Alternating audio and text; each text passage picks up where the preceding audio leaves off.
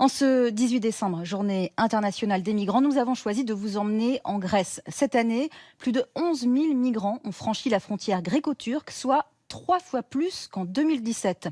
Une route très dangereuse puisqu'il s'agit de traverser le fleuve qui sépare la Grèce de la Turquie. Beaucoup d'exilés y meurent noyés. Leïla Sali et Thomas Lecomte ont rencontré un médecin légiste grec qui s'est donné pour mission de redonner une identité à ces victimes anonymes.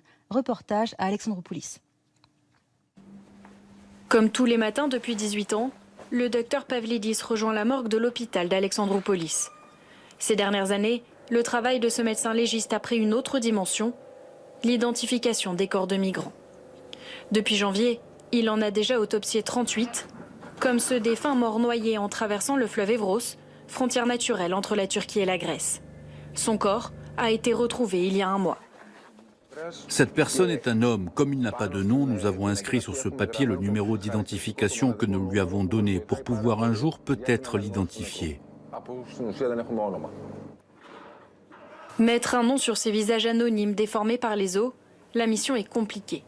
Sur chaque dépouille, Pavlos Pavlidis prélève d'abord un échantillon d'ADN, puis il collecte tous les effets personnels qu'il retrouve. Autant d'indices qui racontent des vies et des espoirs engloutis. On cherche des objets qui résistent à l'eau, comme une bague, une montre ou un téléphone portable. Il y en a certains qui vous laissent un souvenir indélébile, comme ce bracelet.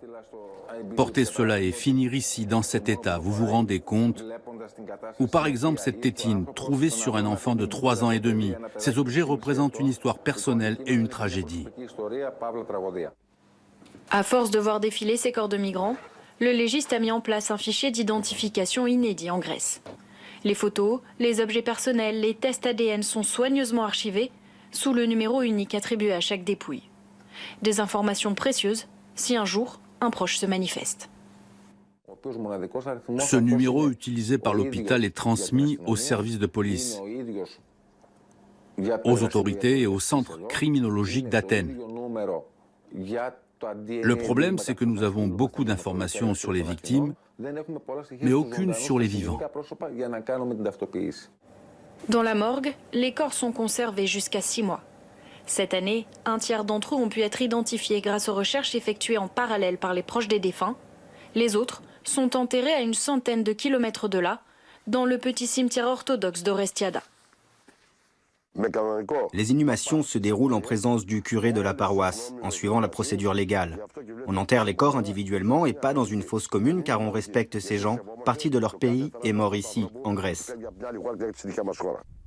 Sur chaque tombe, pas de nom mais un numéro, celui attribué par le docteur Pavlidis. Des chiffres qui permettront peut-être un jour de redonner une identité à ces victimes anonymes.